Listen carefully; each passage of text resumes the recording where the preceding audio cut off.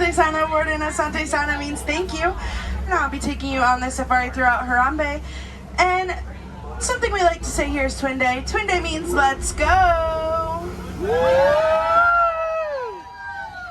So throughout our safari, please make sure that you have your hands, arms, legs, and feet in the vehicle at all times, as well as make sure to remain seated throughout the entire safari. This is a real truck, I am a real driver, and it's gonna be a very bumpy road. Now it looks like the warden gave us the go, so let's get this started. It looks like we're heading into the Little Ituri Forest, and in the Little Ituri Forest, we have a group of animals that do like to stay hidden. So make sure to keep a lookout to see what types of animals we can find here today. Right off the bat, on that right side, in the back area, we do have the okapi. The okapi, they are pretty cool, but let's look over to our left as well. We have the saddle-billed stork. There's not one, but there's two. The saddle-billed stork, they get their name from that yellow spot on their bill that kind of looks like a saddle. Now the okapi, they look like they're related to the zebra family a little bit, but actually they're related to the giraffe family. We know this because they have the same head shape as the giraffe, as well as a prehensile-like tongue, which means they can grab food with their tongues.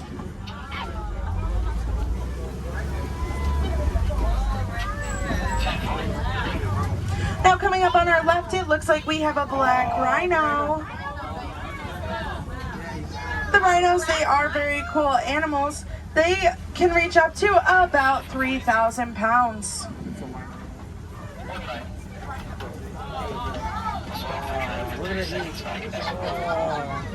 The black rhinos, they are one of the smaller of the rhino families. Their horns are made up of keratin, which is what makes up our hair and our fingernails. And if we look over to the right over here, you'll see the darker colored antelope.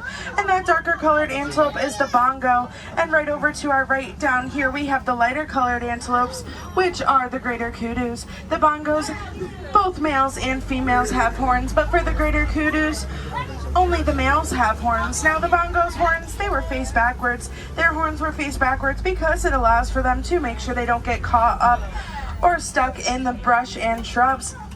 Now for the greater kudus, the greater kudu male horns can reach up to about 4 to 6 feet in height. The greater kudu can also reach up to about 55 inches at their shoulder, which is about 5 feet. Now it looks like we're heading into the Safi River region, and in the Safi River region we have a group of animals that like to stay in the water, so make sure to look in the watery areas to see which of those animals we can see and spot out today.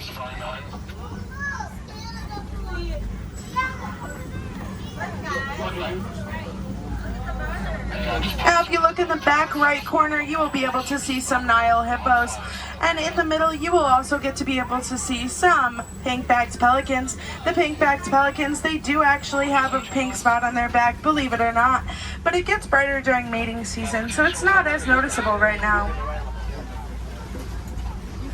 Now coming up on our left, we have some more of the Nile hippos. The Nile hippos, make sure to keep, I know it's so exciting, but make sure to keep your voices down because we don't want to scare the animals away. The Nile hippos, they are very pretty animals. They are so cute as well. A group of them is called a bloat. The Nile hippos, they can walk and run on the floor of the water. And a lot of people think that they can breathe underwater because they are under the water most of their time, eating, sleeping, playing, you know. But they actually can't. About every 8 minutes, they will make sure to lift their heads up out of the water so that they can make sure to get a fresh breath of air.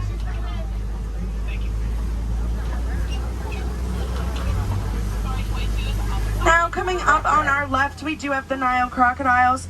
The Nile crocodiles, they are pretty awesome creatures. They are very long. They can reach up to about 16 feet in length. The Nile crocodiles, sometimes they'll lay there with their mouths open, and that's not because they're hungry or want a snack. That's actually because it allows for them to cool themselves down. But I think after this rain, they're pretty cooled off, so they're not doing that right now. The Nile crocodiles, their mouths are so powerful that their jaws and teeth can crush through bone. But along with this, when their eggs are ready to be hatched, they will put their eggs in their mouths and they will help their eggs hatch. So they're very powerful, but they're also quite gentle as well.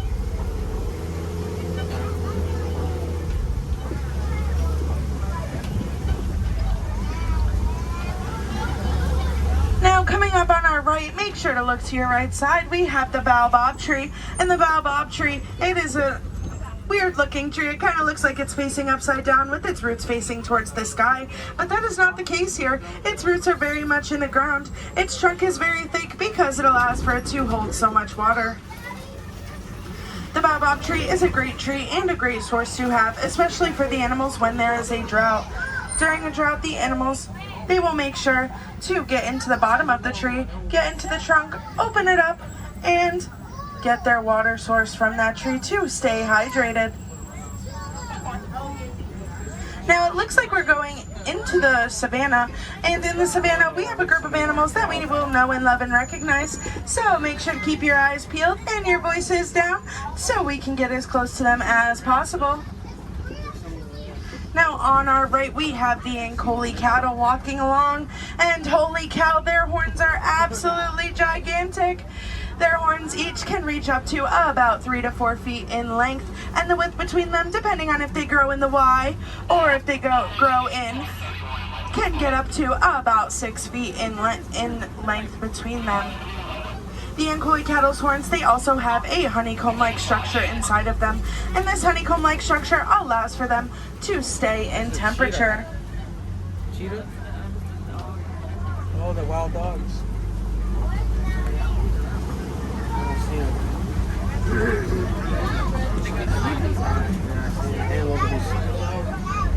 I don't see the wild dogs. Aww. Now, coming up on our left, we have the wildebeest in the front and the zebras with the 2 baby zebras in the back. Those are the Hartman's Mountain zebras back there. And as you can tell, the baby's legs are just about the same length as the parent's legs. This is specifically because if a predator were to walk up on that group of zebras, they would not noticeably be able to see any that are shorter or smaller than the rest of them, so they wouldn't be targeted. Now, also on our left, we do have the wildebeest. The wildebeest, they are very cool animals. Every year they go on what we call the Great Migration, and the Great Migration consists of about 1.5 million of them. The 1.5 million of them will walk anywhere between 500 and 1,000 miles in that year. Now, you could say they get their steps in.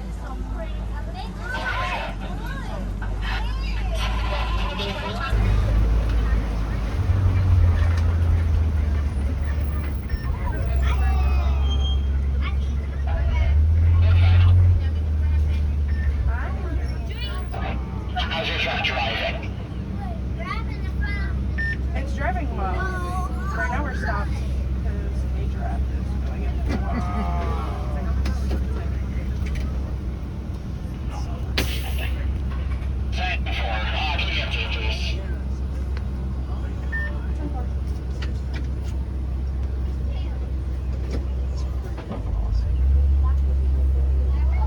Alright, so those are the Maasai giraffes that we just got to see cross in front of us. The Maasai giraffes, they have irregular spots all along their bodies, and they can reach up to anywhere between 18 and 20 feet tall. They are the tallest land animal. Those things on top of their heads, they are not horns. They are actually ossicones. Ossicones are like, they kind of look like horns. They don't, it's just what they have for them.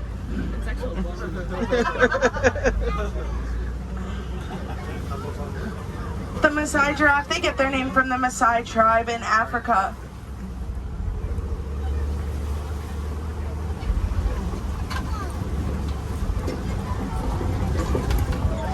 Now on our right, it does look like we have some more wildebeest. The wildebeest, like I said, they do go on the Great Migration every year and get their steps in, but also they like to lay in rows when they go to bed or relax at nighttime. So they'll even do it during the day. They lay in these rows close enough together so that they can feel safe and protected, but far enough apart so that if they have to, they can get up and run if need be. Now coming up on our left, we do have a group of giraffes, and these are the Maasai giraffes again, and a group of them is called a tower. So you're actually looking at a tower right now. Now the giraffes, they actually have 7 cervical vertebrae in their necks. And as you know, they do have very long necks. But what's very interesting is that we also have 7 cervical vertebrae in our necks. Theirs are just a lot larger.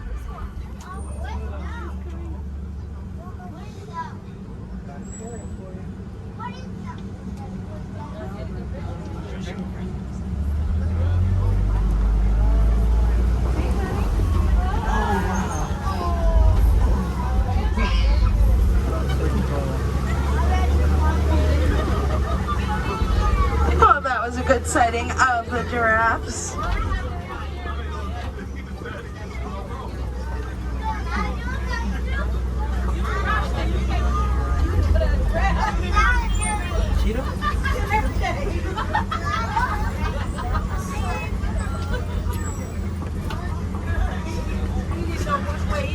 Is this anyone's first safari today?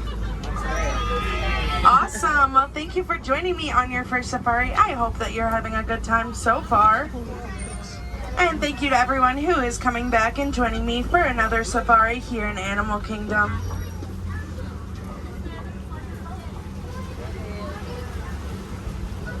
Do I have any wilderness explorers here on the safari today? Awesome. So when you get off the safari, make sure to let the wilderness explorers know at the end of this ride that you were on the Simba 1. Now look over to your left and you will get to see the greater flamingos. The greater flamingos, they are the largest of the flamingo species.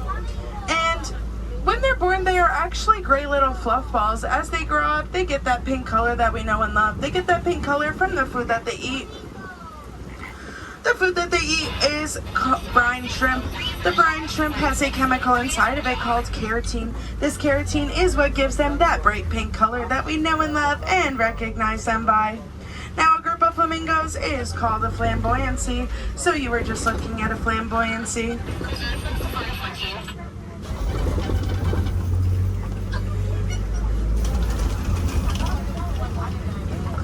Now coming up on our left, it looks like we have a mud wallow, and it's like a little mud pool in the middle over there. That mud wallow is a great indicator that there might be some white rhinos coming up ahead. The mud wallow, the rhinos will use the mud wallow the way that we would use sunscreen or bug spray. They will go lay down in there, roll around, cool themselves off, protect them from the UV rays, as well as insects. So really, it's a 3-for-1.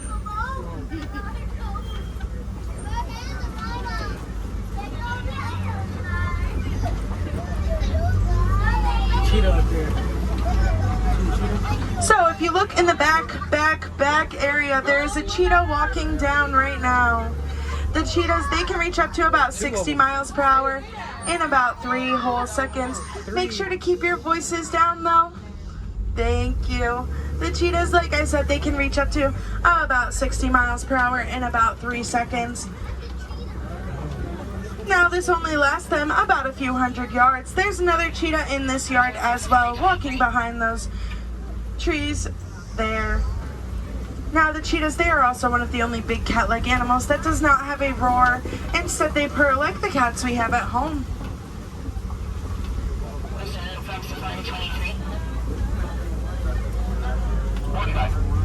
Now coming up on our left, we do have the Kopi Rock Formation, and the Kopi Rock Formation is a great area where a lot of the animals, a specific kind of animal, likes to spend their time here. They spend their time here to watch over the lands as well as bask in the sun. Now on our left, we do have the water buck. The water bucks, they look really comfy right now. They actually have a secretion that they can create out of their skin that goes into their fur and makes them water resistant, as well as they can also, that is a little bit smelly, the secretion that they create, and it also has them tell who's who and where each other are. Now to our right we do have 2 ostriches, but up on the hill on our left we have a lion.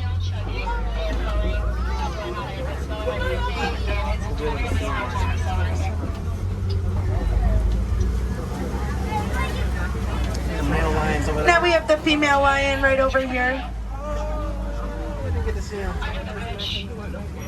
The lions, they are beautiful. They are actually nocturnal animals, and they will spend about 15 to 20 hours of their day sleeping or resting. At nighttime, the female is actually the one that goes out and hunts for the animals, while the male stays back and watches over the land.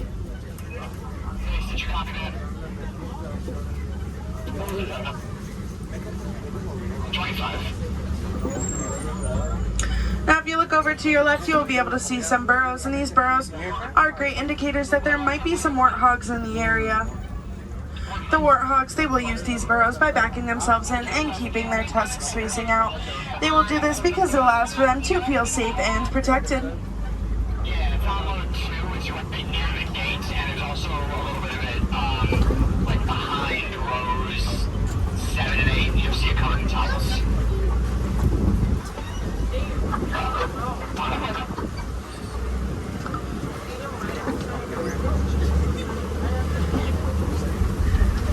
Now coming up on our right, look on that ground over there and you will see some ostrich eggs.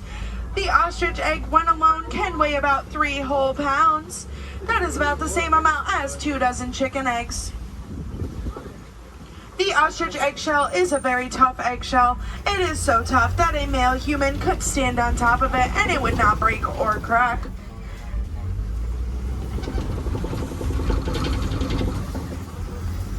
Now, speaking of the ostrich, let me give you some facts on them, because I know we saw them, but I got distracted by the lions and the water bucks. So the ostrich, they can use their wings to point them in the direction in which they will be walking or running, because they are a flightless bird. They can also run about 40 miles per hour. Now, look to your left, you'll be able to see some Nigerian dwarf goats in the warden's post. And the Nigerian dwarf goats, they are very fun and playful animals. They like to spend a lot of their time eating, sleeping, and playing. Sometimes it will look like they're trying to fight each other, but really they're not. They are just playing around. And that's good, because playing for them allows them to establish dominance as well as maturity.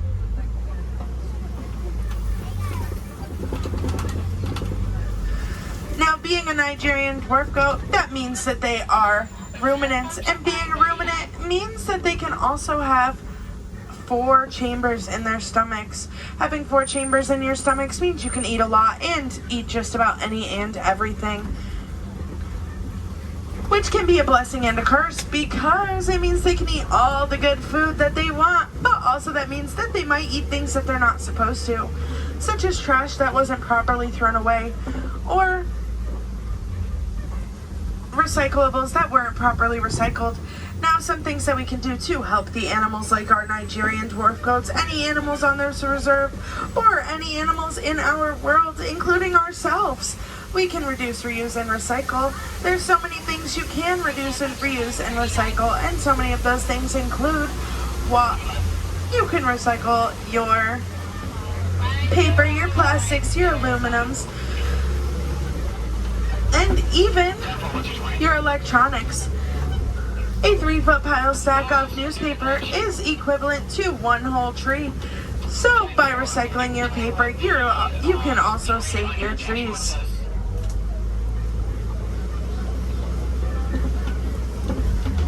Now it looks like our safari is coming to an end, so make sure that you have all of your belongings. But I just want to thank you all for being a part of this safari and making it so fun for me. I hope that you enjoyed it and got to see all the animals that you wanted to see while you were here today. Here in Africa, we don't like to say goodbye because we do want to see you again. So instead we say Kwaherini, and Kwaherini, it means go well and go wild.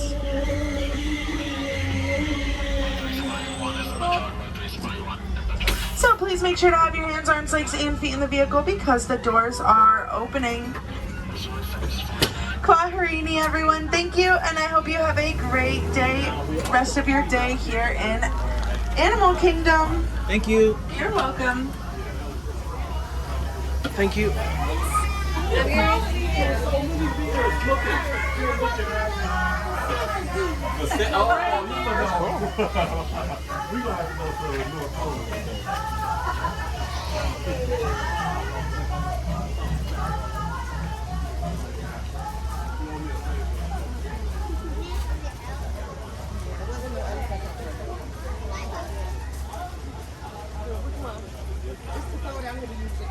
If it was hot, I would stay here, but I don't want you to get sick. Staying on you and it's raining and it's cold, you're gonna get sick.